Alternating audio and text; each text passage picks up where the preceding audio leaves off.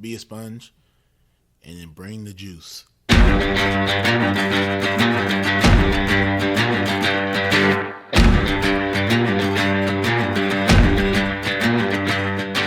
By focusing on your improvement, by focusing on your progress, and eliminating any fixed mindset that you may have and acts of perfectionism, then you encourage your own mastery. On some level, we do what we want to do 24 hours a day. Now, sometimes it may not seem like that, but if I'm choosing to work instead of sleep, what I'm actually saying is keeping my job is more important than sleeping.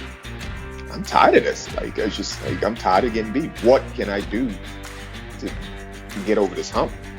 So mentally, that's when I kind of put that forefront, like, hey, it's either all or nothing. I like to put failure in quotations because I don't believe that failure is true failure if you're looking at it with the right mindset. The truth is, the journey to greatness is hard. It takes time, it takes effort, it takes focus, and every day you have to decide what you value, what you want to pursue, and what you want to achieve. And if you dig deep enough, if you push hard enough, we all have what it takes to be great. Welcome to the Edge of Greatness.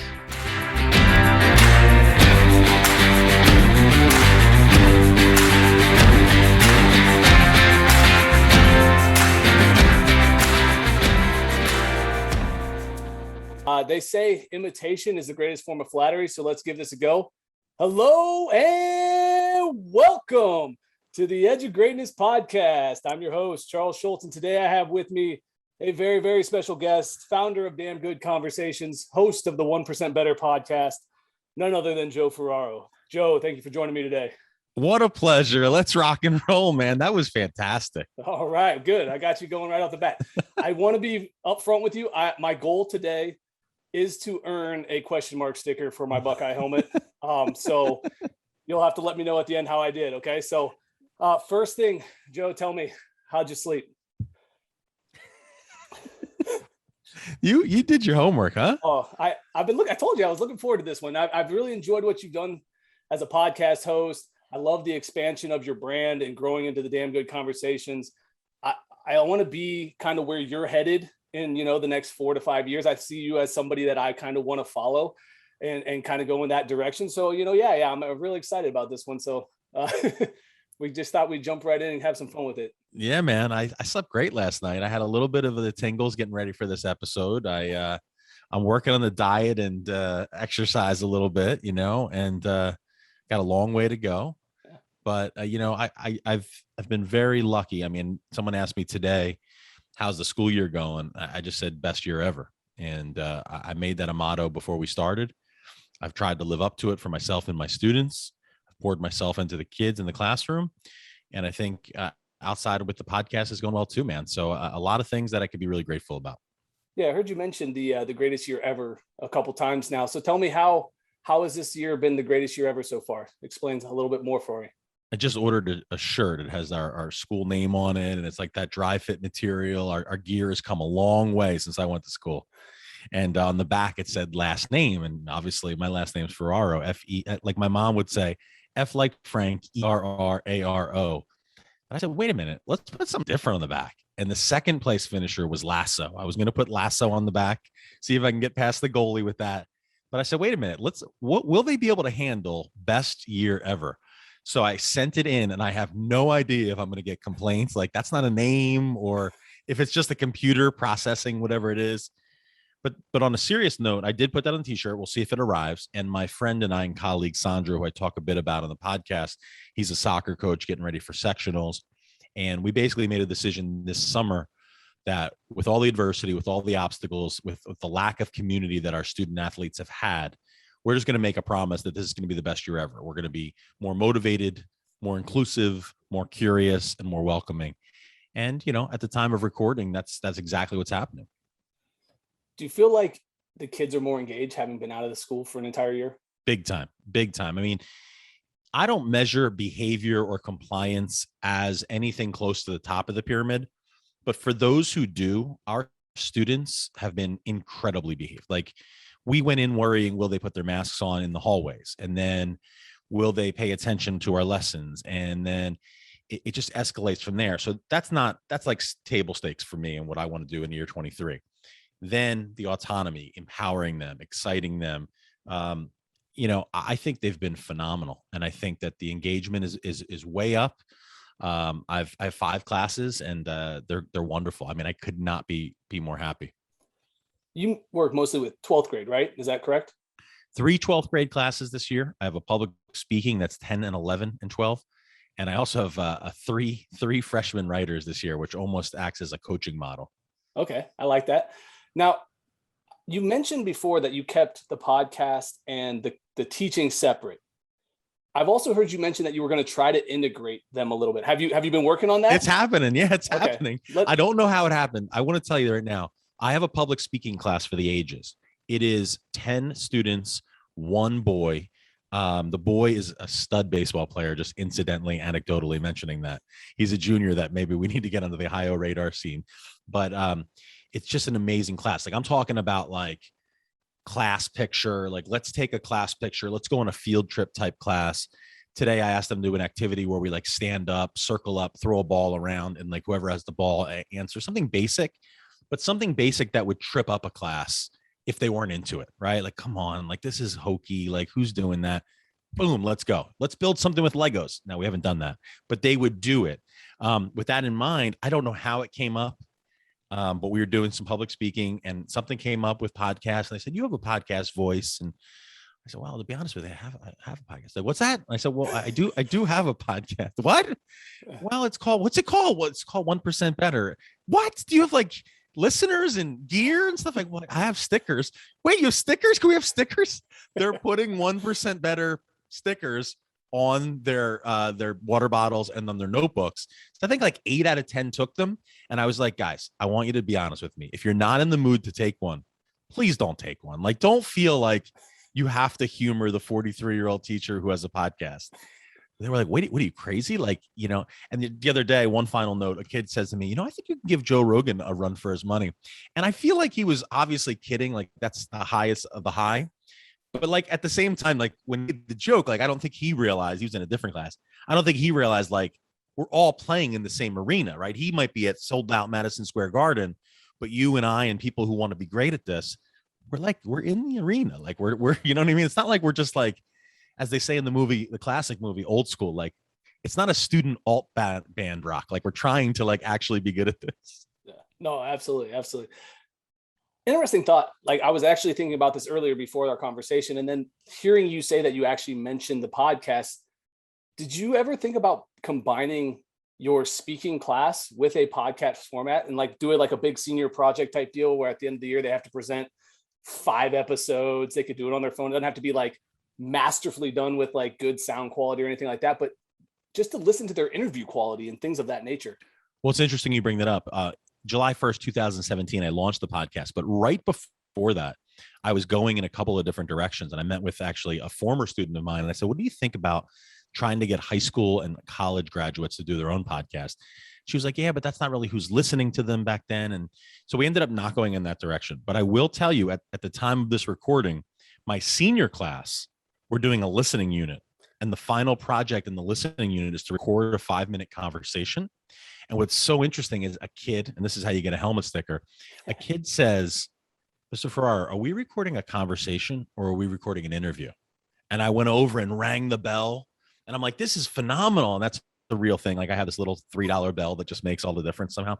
And I said, that's the best question I've heard today. And I want to address it. And what we got into talking about was, it's a conversation, but because the parameters is 5 minutes, 300 seconds, I want you to think of it like a dance, and I want you to have a lead partner. I want someone to lead and I want someone to follow, because if you try to get mutual airtime in 5 minutes, it's not going to work. And I kind of snuck in one of the things I say a lot. And I said, I think most people could be served a little bit better if they treat conversations a little bit more like interviews, not interrogations, but interviews as a verb and trying to actually bring and extract the most value. So how do you clarify between an interview and a conversation then? Because I'm trying to wrap my head around how that differentiates between interviewing and just talking. if you go back to Joe Rogan, somebody we talk about, right? And I use them as an example with the students. Because if I say, who are you listening to? They'll usually say a Joe Rogan type interview. So he has 3 hours. And I actually said this sentence today. I said he has 3 hours and he might be utilizing some substances that you guys aren't legally allowed to use during his interview.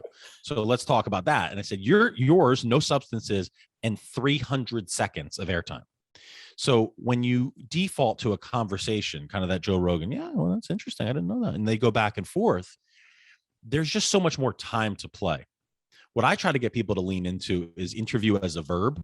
So yes, we're having a conversation, damn good conversations, if you will. But I think interviewing is those pointed questions, not where were you on the night of the 13th, but the high velocity questions we talk about so much, and the specific questions that you ask on your podcast.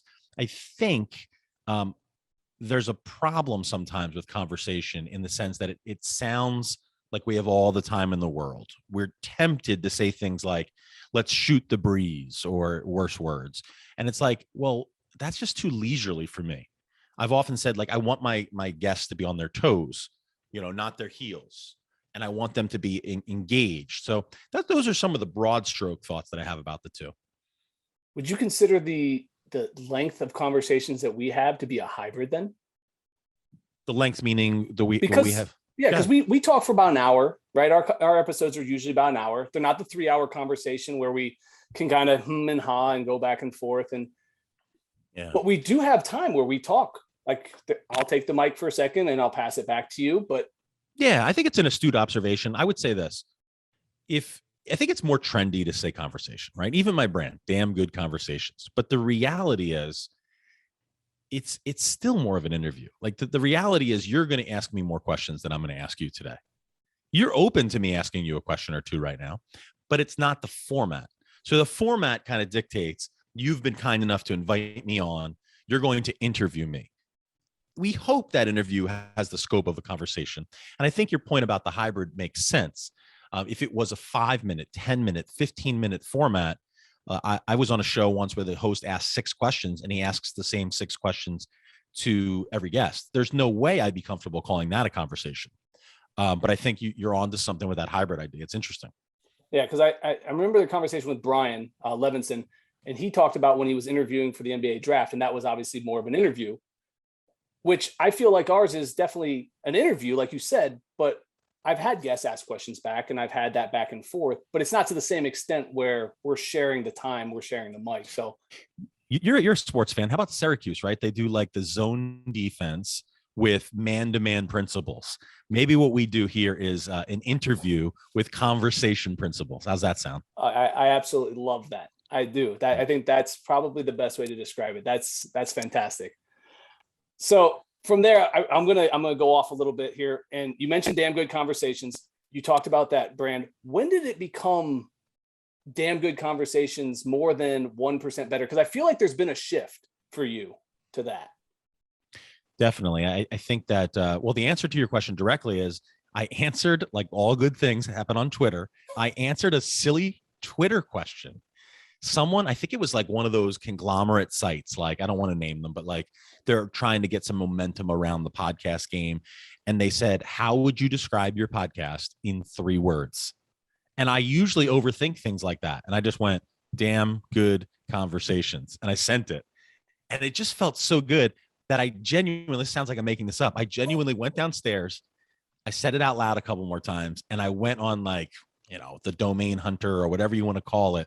I'm like, that's available. Let me make sure I spell it right. Let's throw the N in there. And I bought damngoodconversations.com because I didn't want to have the regret of like, oh, for $12, now I don't own it. It just had a ring to it. So that's the origin story. In terms of where did it go? I love the idea of 1% better. I love the idea of continuous improvement. It's still the name of my show. But what happened during the course of 200 episodes is kind of what they tell you is going to happen, but I just didn't know it was either going to take that long or that it would happen at all.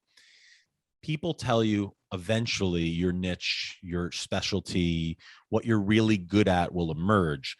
And it just kept coming up over and over again, where I felt like no matter what the subject was, there was something about the conversation itself that excited me.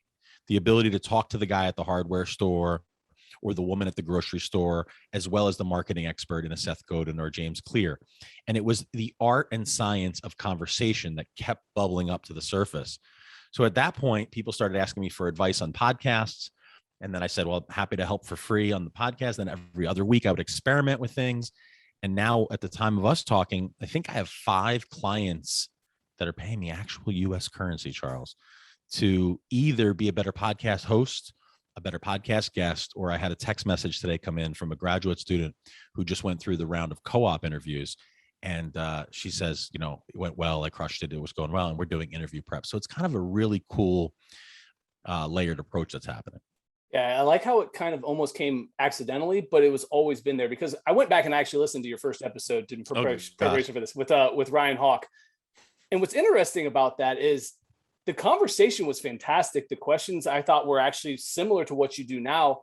There wasn't a whole lot. Like, I think you have a little more depth now that you're more comfortable going in different directions.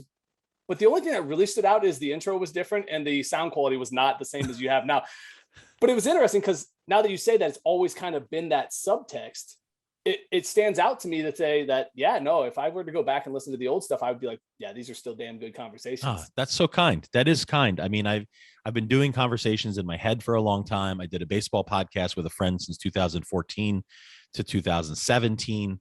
I pride myself and I kind of live my life in a rep kind of way where I'm trying to workshop every conversation I have. My son and I have conversations where, you know, we talk about the better way to communicate something. So I appreciate you mentioning that. I will say that I thought you were going to point out maybe like my lack of confidence, or like, I think I have more comfort on the mic now when I listen back to it. Which I think is where the depth of questions come from, because you did lean into the imposter syndrome in that conversation, and you talked about those things. And so maybe that was part of you kind of trying to get answers for yourself. But I thought it was kind of interesting. Speaking of the imposter syndrome and some of those things, obviously we were both fans of Ted Lasso. What do you think of this latest season? I'm curious to hear what your thoughts, because early on you tweeted, you're like, I don't know. It's phenomenal. It's absolutely, season 2 was absolutely phenomenal. There was an episode that got the most criticism. You can probably imagine which one it was. And I'm going to be careful about spoilers here for anyone who's thinking about tuning out. I'm obsessed with not giving spoilers. There will not be any spoilers on my end. But that being said, the beard episode was so weird, right?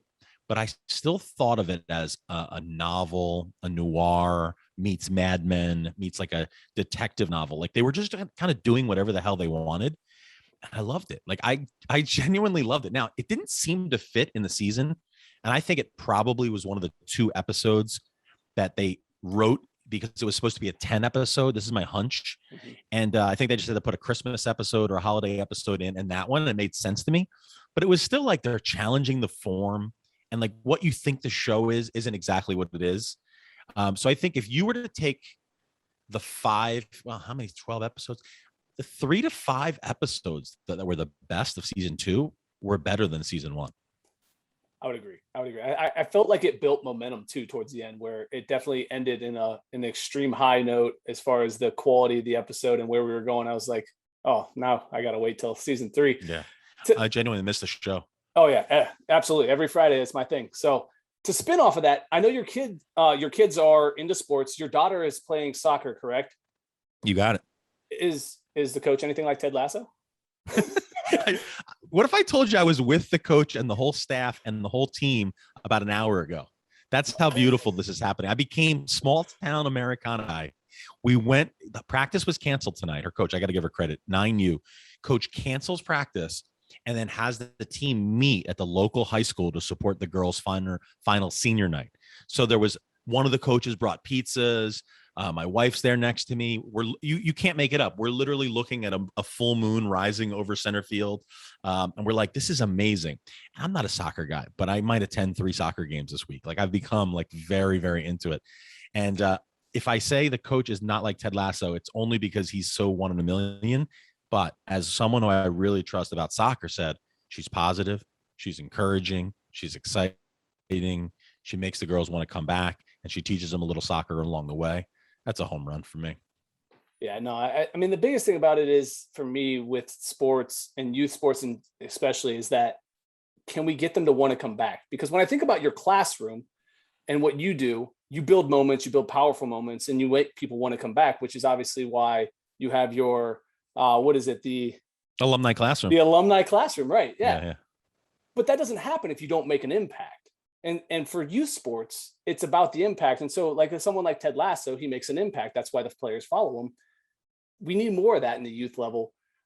Interesting side note with that is you had a video up, and it was, I believe it was a penalty kick or something like that. And there were people screaming in the background, stay down, don't let the ball pass or something. And you're like, oh, we're doing this like that, right? And you mentioned it's 9U. Yeah. Do you think that's too much? Well, what's too much is some of the parents in the team. I'm going to be straight up with you. I mean, it's every coach knows that, like, we complain about the parents complain about the coaches, but they had what's called a silent sideline. And I never heard of it. You know, it never existed in baseball, but we were told it was going to be once or twice a year. The fans cannot talk during the game. Only the players, only the coaches can talk. The only thing they let the fans do is clap. Now, I don't know the origin of it, but I can see it being a thought experiment where, like, hey, what would happen if once or twice a year you just let the players play? You didn't do anything. You didn't say go to the goal. You didn't say jump on it like a puma. These are real quotes.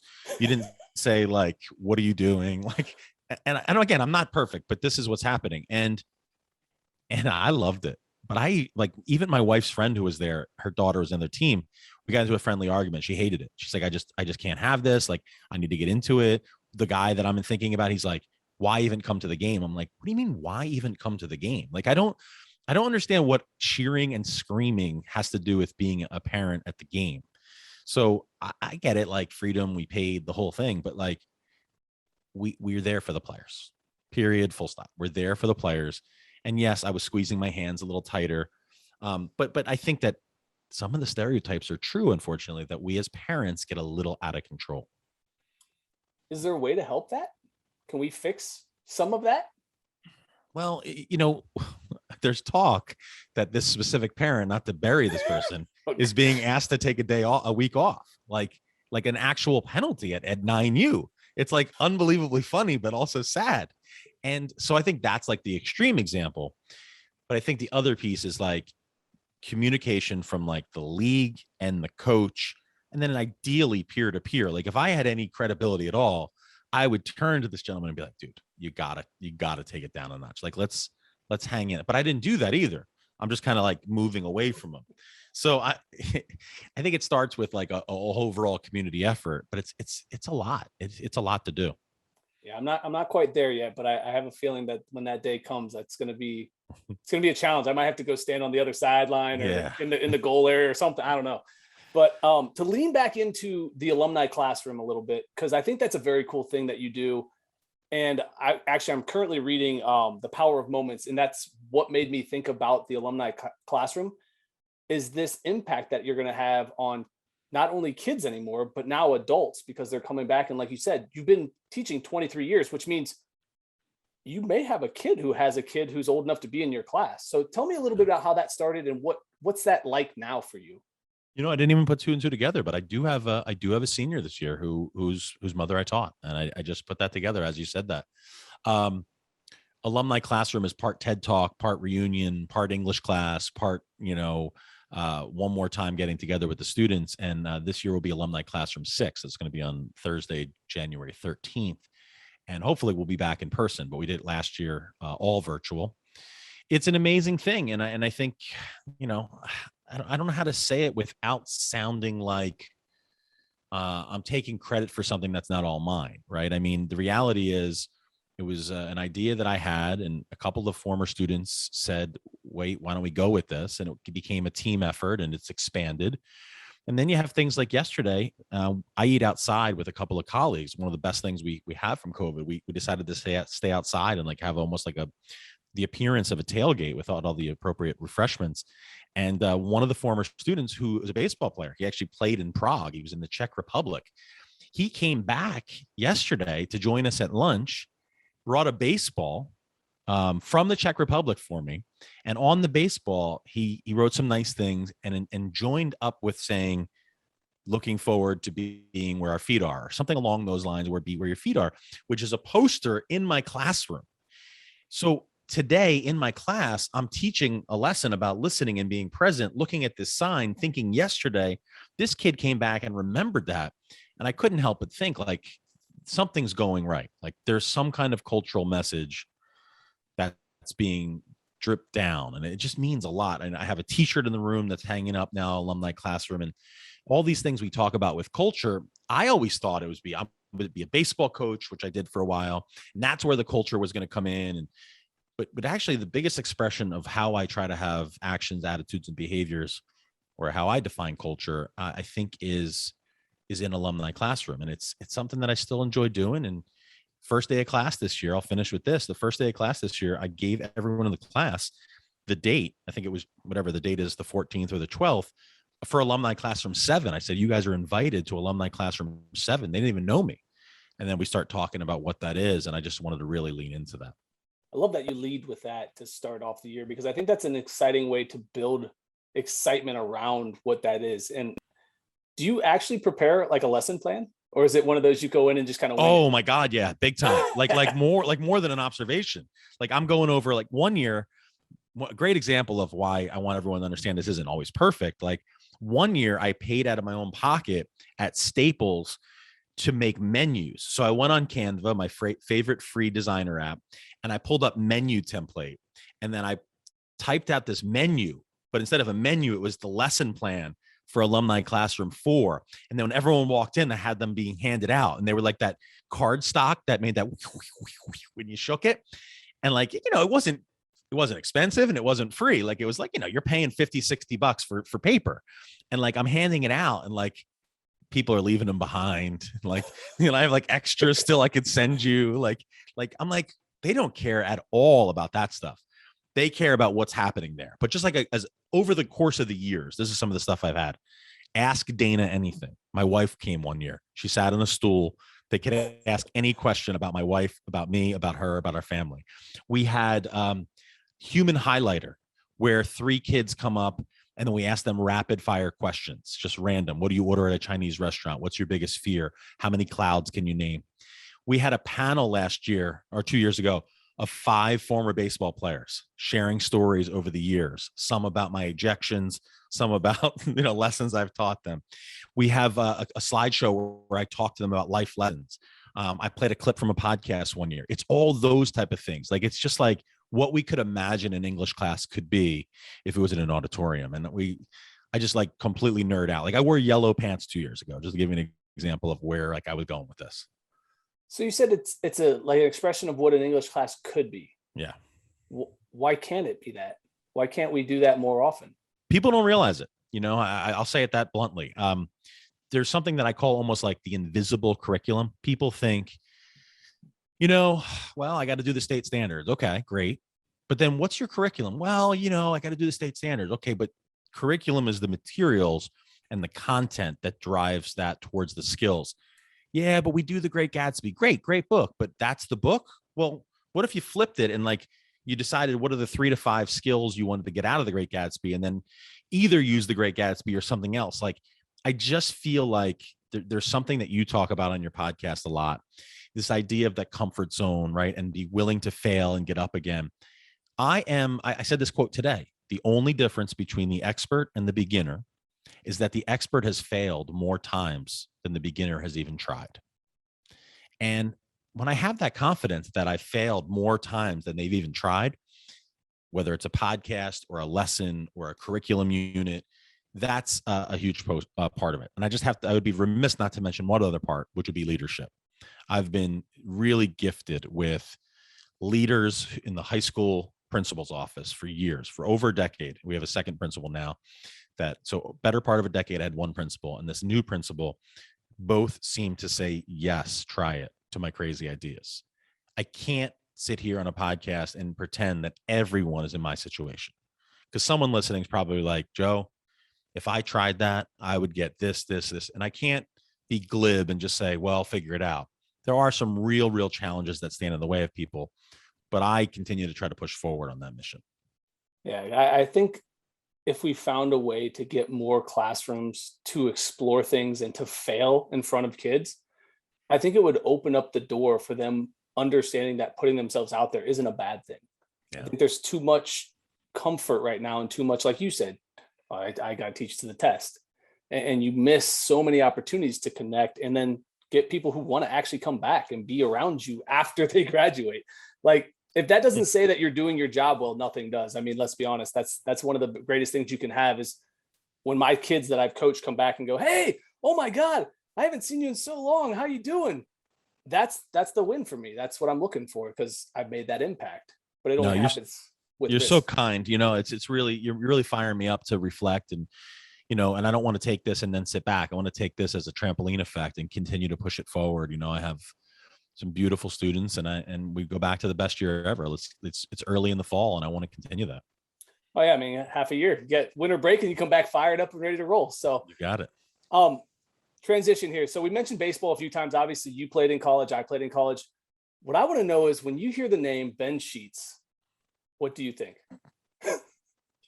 That poor guy was not able to defeat the Yardley Western post 317 1996 national champions. That gentleman struck out Sammy Sosa. He pitched in a Major League Baseball All-Star game. He won a gold medal. But I know every August, late August, he gets an itch. He can't sleep. And he cannot believe that a group of guys from Pennsylvania, Southeast Pennsylvania, defeated him 5-3 on the ESPN cameras to win it all in Roseburg, Oregon. That's my initial impression. Tell me what that experience was like to go and play for a national championship as a high school kid. Yeah, I actually, we got lucky. We had 3 players on the team who had just finished their freshman year in college, and I was one of them. I had an October birthday. One was a December birthday, and I think one was November. So we were the older 18-year-old on that team with a year of college experience, and we all played at a small Division I school. So that was a huge advantage that can't be denied. Now, I felt better when Ben recently reached out to me. I don't know if we even talked about this. He reached out to me via DMs the night of the anniversary, and we talked for probably half an hour. And I never felt better about the win, even 25 years later, because he was listing the schools that the kids went to. There were players on the team that went to LSU, drafted in the 5th round. Like we had this guy. So they were loaded and we were just these scrappers.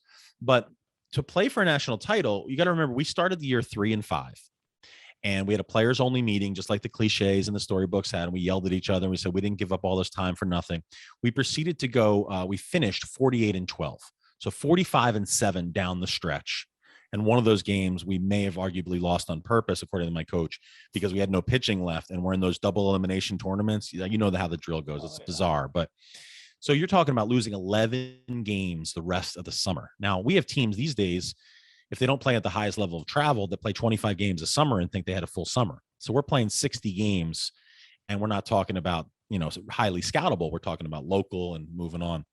But basically, it was incredible. We won the first 3 games, which guaranteed us to be on ESPN. And we were just in that place before the internet was a thing that was really clicking. So scores were coming in 12 hours later. Our parents that didn't, my mom didn't make the trip. My dad was there as an assistant coach. They didn't know who won. They didn't, my mom's like, should I fly out for game 2? Should I fly out for game 3? And the air flights are just going up and up and up. And like, I didn't think they were going to win it, but it was incredible. And I'm recording this episode with you, I don't know, 60 feet from my trophy case in my basement where we have a national championship ring. And I do think about it often, not in a glory days kind of way, but in a way that's like, things are possible. People don't realize it. The title of your show is not a mythology. It's that the difference between good and great can be so thin. And you can keep going up, great to elite. Like it's there. It's attainable for people. If a teacher from Valhalla, New York, Brookfield, Connecticut now can win a national title against a millionaire gold medalist, you can't put up limits and say it's not possible. These things can happen. And I still think about that, whether I was 18 or 43. Yeah, I think there's something about being in a group that achieves something that maybe at the beginning of the start of whatever you were doing didn't seem possible, except for maybe within that group. Like, and who's in I don't know if you actually thought, hey, yeah, we're going to go win a national title, but you probably knew you were pretty good. You were better than 3-5, obviously, which is why you had the players meeting.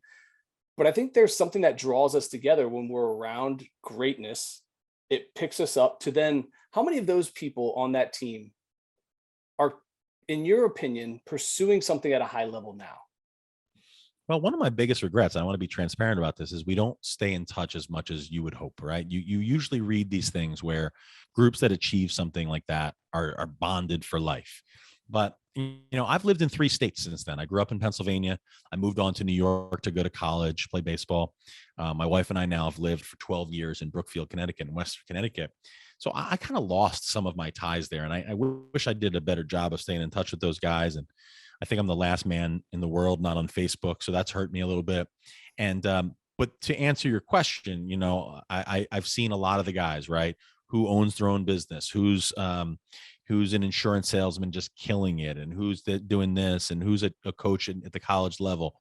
So I think I would be really surprised. I wouldn't be surprised, rather. I would know a lot of them are doing it at that level. I think there is crossover.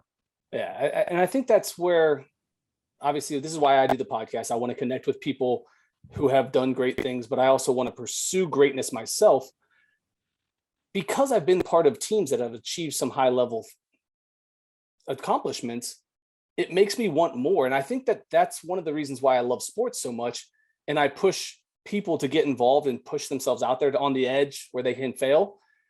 And I see these wins, and I see this win for you, and I see these things that bring you up. And that's, in my opinion, like a step to the next level, And they don't happen if you don't have those previous levels. Do you feel like each level that you step up makes you want to go higher? To some degree, right? I don't feel a sense of ambition in certain areas, right? So like, I don't feel like I have anything to prove in baseball right now. I do want to interview, more and more well-known people and people who are out there. And I want to be in front of live groups interviewing people. And I want to coach the best podcasters in the world. And I want to help people achieve their dreams of landing their dream job. And so I think it's the part compartmentalized for me in certain areas. But I think what you're talking about is like, it insulates you. I actually do feel that winning a championship at that level gives you a glimpse into what's possible. So then the next time you face a challenge in your life, it's not a one-to-one relationship. I'm not like, well, I won a national title, I can interview Seth Godin, but there's something inherent about it that does tell you that this can happen. And, you're not as afraid when your administrator comes in for the observation, and you're willing to put yourself out there because you've looked foolish against people of that caliber. So I definitely think there's something to that. I think that's it. Yeah, you put it much better than I did. I was trying to figure out how I wanted to go and word that, because I think that those challenges that happen in life lead us to those higher, greater moments. And that's where the sports piece and the championship piece come in. So I want to take a turn here, because when we talked earlier, you gave me your email address. And when I met, I got you in the middle of a drink. That's my bad. And you have a Hotmail email address. And I know one other person with a Hotmail email address. And so what that makes me wonder is, what else do you hold on to that people would look back and go like, why do you still use that? Why do you still have that? Are there other things that you have in your toolbox? I wouldn't call them a toolbox, but I got a lot of things to share here. First of all, helmet sticker coming your way for that one. I do have a Hotmail address, and I'm not afraid to put it on air here. Ferraro22 at Hotmail. I'll tell you a 30-second story about that. When I was in college and I was filling out my resume, I had no clue how to do a resume. And there was a girl in the class, not ugly, who was tutoring me in how to do this. And she goes, "What is your email address?" And I go, "This is my moment." She's like, no, keep it professional. Like this, what's your email address? And I'm like, "Oh, okay, I'm sorry. It's Ferraro22 at Hotmail." And she's like, "You can't have a Hotmail. This is 1997. She's like, "You can't have a Hotmail address." I'm like, "What do you mean?" I'm like, "That's what I have." And she's like, no, like you need to like do, I don't know if truthfully, if Gmail, whatever the new hot thing, Yahoo, whatever. I go, "No, I'm going to keep it." She's like, "Also, this is not made up. This is going to sound staged." She goes, "Also, you have to remove that you won the national title here. This isn't a baseball job you're going for. You're trying to be a teacher." I go, no, I'm not removing that." She's like, "But this is a professional thing. You can't have Hotmail." And I'm like, if they don't want me, this is like indignant. They don't want me for my national title in my Hotmail, I'm out. So those are two true stories. But here's the reality. Hotmail is better than Gmail for me. It feels more comfortable. It feels more intuitive. I don't have to learn.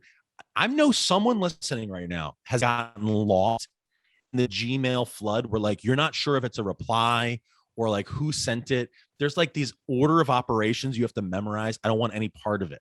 That's my other thing. I do have socks from high school without holes in them. I went to the dry cleaner today and I was like, I've had that shirt. This is a true story. My son says, Daddy, no offense, like that shirt still fits you. I'm like, well, I've had it for 20 years. He's like, but it still fits you. And I'm like, yeah, it was kind of big at the time. Like there is something that you're picking up on, which is like, I'm not going to call myself a hoarder, but I get like a very special kick out of something that lasts. I feel like my mom raised me to, if you buy something good quality, it lasts. And then you don't have to buy it again every year. And I think we all can relate to that moment where you're like, yeah, I got this for $6. And you're like, how many of you bought? I bought 4 of them. If you would have bought one for 20, it might have lasted 5. So I don't know how that paints me, but that's just a true candidness coming at you. So would you still use a flip phone if that was like available to you? My dad held on to a flip phone for the longest time. I love my iPhone so much, but what if I told you I have an iPhone 6? Oh, that's what I'm rocking with here. What if I told you that?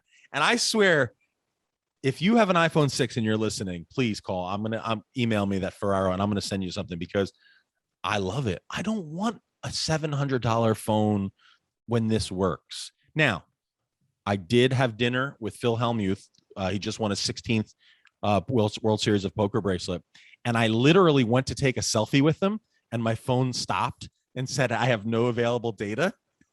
So there is a problem. There is a law of diminishing returns here.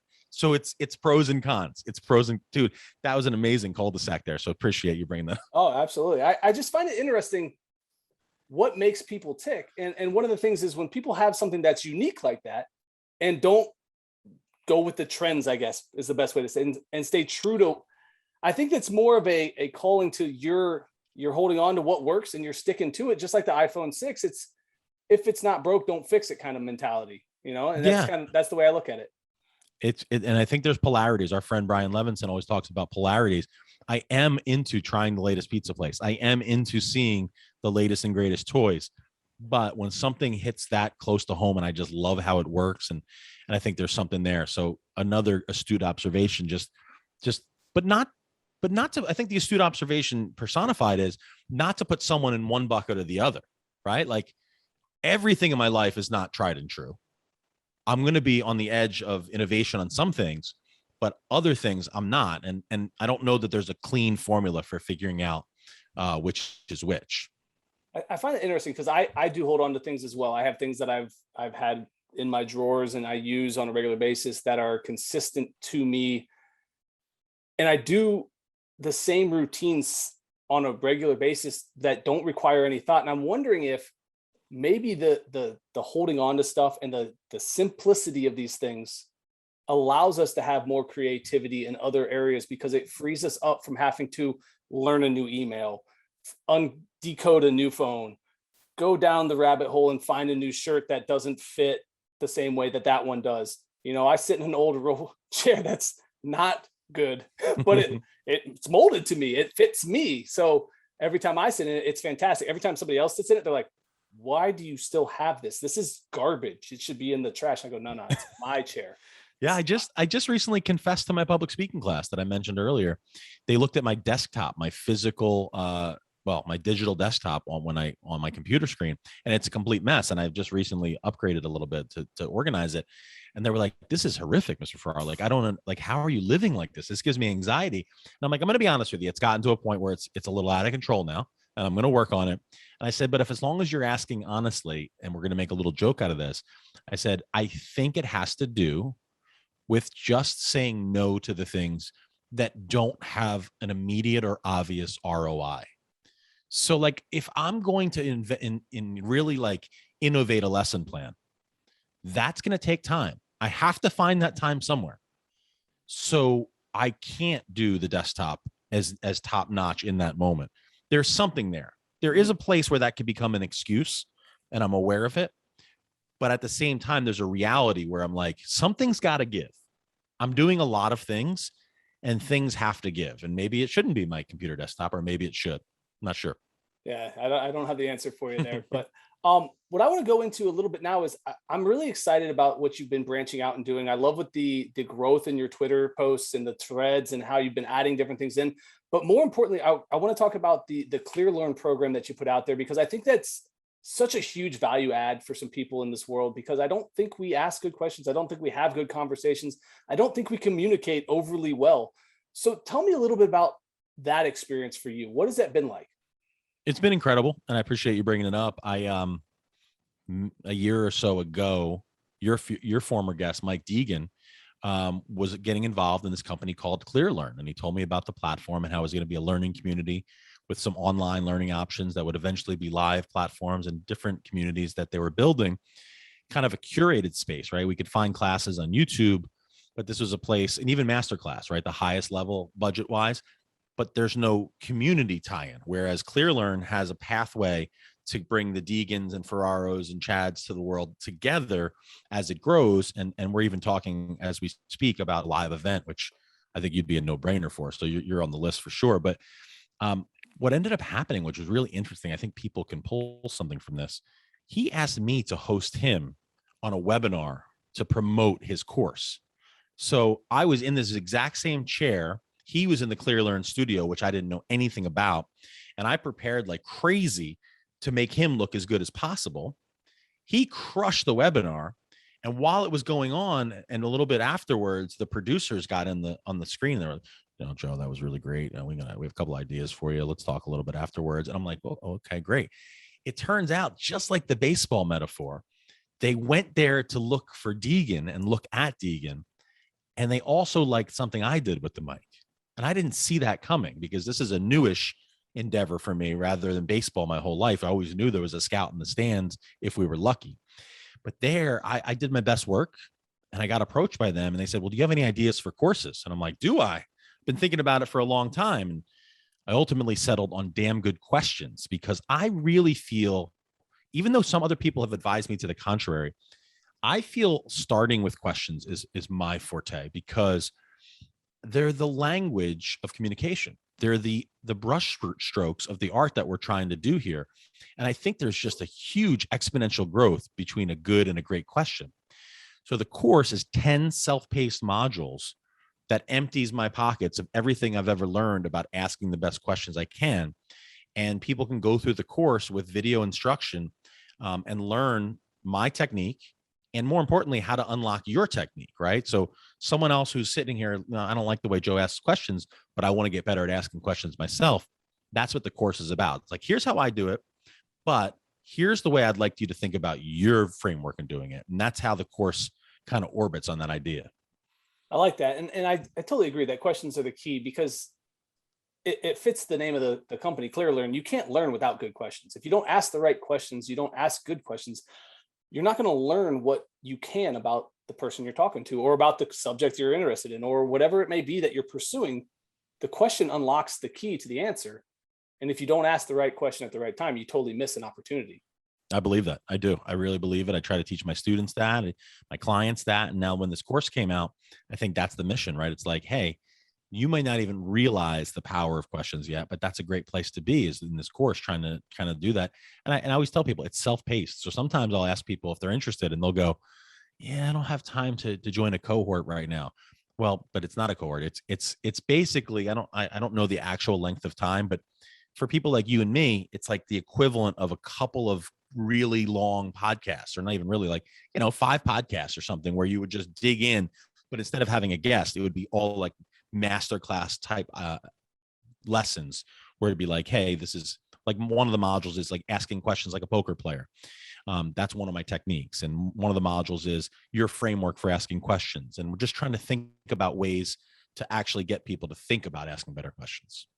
So would you mind digging in a little more with the poker technique? Sure. Because that is intriguing to me. How do we ask questions like a poker player? Because that's an interesting one. Someone recently asked me about golf, and I said, well, I had a choice a few years ago, many years ago now. I was going to get good at golf or good at poker. And I just didn't think I had time to do both.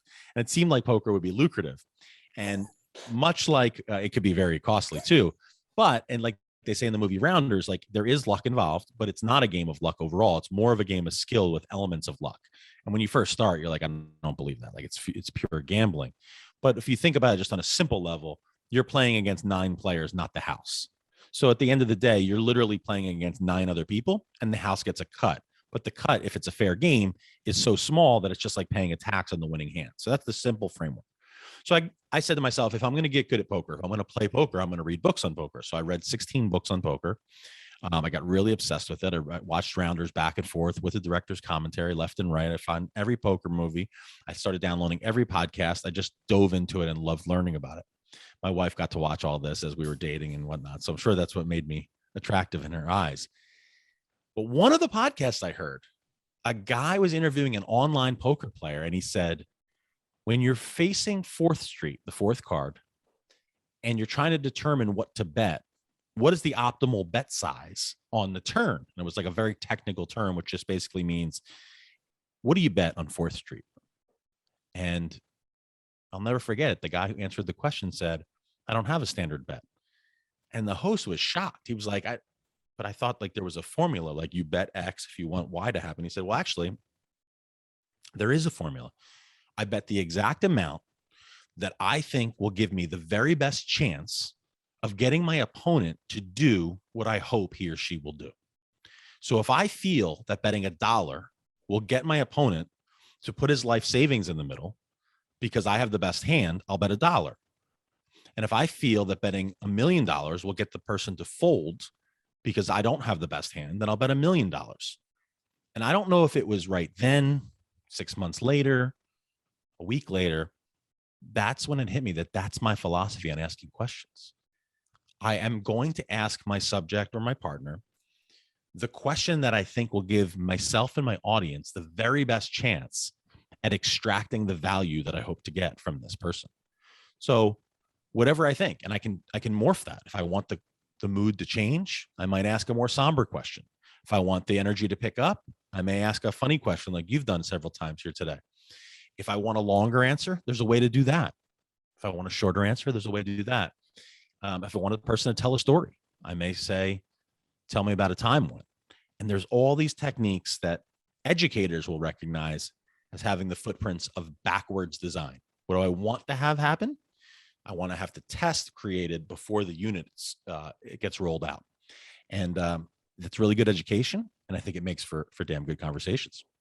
I like that because it's intuitive to listening to the conversation to make your choice, like you said, to ask the right question of what do you want the opponent or your guest to do next? What happens if you throw a question out there that you feel might make a good answer and they give you something that doesn't fit the question or where you were wanting it to go? How do you come back? What do you do next? There's multiple factors there for me. One being the stopwatch. You're looking at your watch and you're saying, how long did I promise I'm going to be on air? Right. How long is my format? Am I going to get another shot at this question? So the general answer is I'll take 2 shots at it, right? So I'll ask you a question about your hitting philosophy and you dodge it and you say you don't really have one and and I just didn't like that answer. I'm going to give one more shot from the side door and say something like, if someone was watching your practice, what might they hear you saying over and over again when you're working with hitters? Well, I don't really say anything. And then at that point, we got to move on. They're just not interested or they never thought about it like that. The best guess might say, I've never thought of it like that. That's an interesting thing. I'm going to think more about that. But most of the time, you think it out. Reps teach you that you're going to have a better shot. Just like when you bet on the turn, you're not always going to get the person to fold. Poker's game of incomplete information. So is conversation. I was recently on a podcast, and I'll close this section with this. And the guest said, did you ever think of a question that got away? You know, you hung up the call and you said, I can't believe I didn't ask Charles this. And I could honestly say no, because I don't think of conversations that way. And I have a hunch you don't either. I don't think you're going to get done this and say, damn it, I should have asked Joe about. I think it's more, if we had this same conversation tomorrow, you'd repeat some of the same patterns, some of the same ideas. But I really believe you'd ask the questions in a different way. And I don't think you'd have a lot of time regretting. I certainly don't. I just have a great conversation when I can. Yeah, no, I don't think I've ever looked back at a conversation and been like, oh, I missed that one. Now I might have listened back before and be like, oh, there would have been a good follow-up, but that's for another time. And that's the way I look at it, is that, you know, it's not like I don't get an opportunity to talk to these people again. I can dig in deeper next time. But that's an interesting thought. And so as we wind down here, what I want to do is, what is your favorite response that you get when you ask a question that really just nails it? Like, what's the response that makes you just go, oh, yes, I did it. That was it. Magic in a bottle. Here it goes. My favorite response is not great question. Let's start there. Yeah. Right. And I think you know that. Right? And I've actually spent like an uncomfortable amount of time trying to think of what great question means. I just listened to a new podcast, and both host and guest were outstanding. But the guest said great question 75% of the time. So I started saying to myself, well, what is he saying? Like, is he saying that the question is so astute, it's so clear? Like, I don't know, like it becomes something that you just don't know what it means. So I think I would just advise people just not to say great question. I had one client, I genuinely said to him, I'm going to give you one per session. So he was a guest on different shows. He wanted to be, he's a great writer. And I said, here's what I'd recommend. You said great question. And here's what the question was, by the way. He's like, ooh, that wasn't even a great question. I know, you just reflexively said great question. So I said, start with this. You get to say to the host, great question once. So it's not that. I kind of like a laugh, right? Like a wow, like an audible wow. Somebody thinking, a chuckle if appropriate. Candidly, a lot of the things that you got me to do today. So, you know, I think someone once said laughter is the sound of comprehension. I think that's gorgeous. And, you know, you've asked such cool questions. I don't want to say great questions after I just told you that's not a compliment, but like you've just phrased questions in a way that when I laugh or I smile, how about that? It might be that, maybe it's that simple. We're looking eyeball to eyeball. Maybe it's when you smile, because like there's something happening internally where I comprehend where you're going. And it's just really, really satisfying. So that's where I would say about a few things on that. Yeah, no, I like that. And I agree. I think that if you get a person who says great question or the same thing over and over again, it just kind of lessens that, okay, well, that's not really a great question, is it? So that's just your standard response. But yeah, mine is the one where they go, you know, I've never thought about that like that. That's the one that gets me. When I unlock something in someone that they go, well, now I have to think harder and figure out what am I really going to say here? How am I going to answer that? And I think that's the win for me. Yeah, that is nice. I love that. So I don't want to take too much more of your time. What I want to do now is give you an opportunity. Where can my listeners find you? What can they do and follow you? Obviously, you're active on Twitter and some other places, but go ahead and plug yourself here for a second and get it out there to my audience. If people like websites, damngoodconversations.com, the one that I bought and I shared here today, I really am proud of it. It's evolving, but I think there's a ton of free content. Right. I never know why people go to websites. Is it to learn material? Is it to meet more about the person? I think you can do both of those things, right? Find out where I'm coming. I have a video on there that says whether or not you should hire a speaking coach. And the cool part about that was two people talking about my services that I wasn't even involved in. So like, they were like, hey, I heard you worked with Joe. So that was cool. And then I do love interacting on Twitter. Ferraro on air, F like Frank for Roseanne, Ferraro on air. And then I think the third way, and you'll find all on Twitter, you'll find all about the ClearLearn course, which I think would be awesome. I think there's the free ways. The course is the in-depth way. The one-on-one is like the masterclass. You're really looking to go further. But honestly, if I could just boil it all down, if you listen to my podcast, it means the world. And I know you can relate to that. We pour our hearts and soul into these conversations. If you listen to 1% Better, and just enjoy it, pass it on to a friend, that's probably the nicest thing you can do. You don't have to pay me. You don't have to sign up for a mailing list. Those things are great. But if you just listen to the podcast, smile, say that's a damn good question, I think that's a huge win. Yeah. And if anyone listening is a fan of this show, they'll definitely be a fan of that one, because I feel like we have similar ways of doing things, but in our own unique way that digs to the truth that we all want to expose and get better. That's the idea, right? We just want to get a little bit better each day and find that level of greatness that we're trying to achieve. So, Joe, thank you so much for taking time with me today. It's been an absolute pleasure. Listen, we have one more thing in common. It's one of the damn best intros in all of podcasting. You retooled that thing and it is high energy, and it fires me up. And I think my intro is great. I think I worked hard on it, and I know you worked hard on yours. So I'm proud to say, in addition to enjoying the craft of interviewing, people love your intro, and I hope people will enjoy mine as well. Absolutely. Well, thank you so much. As always, guys, keep reaching for the stars. Fall flat on your face. But remember, whenever we fall, always get up. Thank you for joining us today on the Edge of Greatness podcast. If you haven't yet, please take a minute now to subscribe and review our show. Join us again next week as we continue to dig deeper into the key components of greatness. The path to greatness is never linear, so remember to keep pursuing greatness no matter what. Keep stretching your abilities, reach for the stars, and fall flat on your face. But remember, no matter what happens, whenever we fall, always get up. Until next time, I'm Charles Schultz, and this was the Edge of Greatness podcast.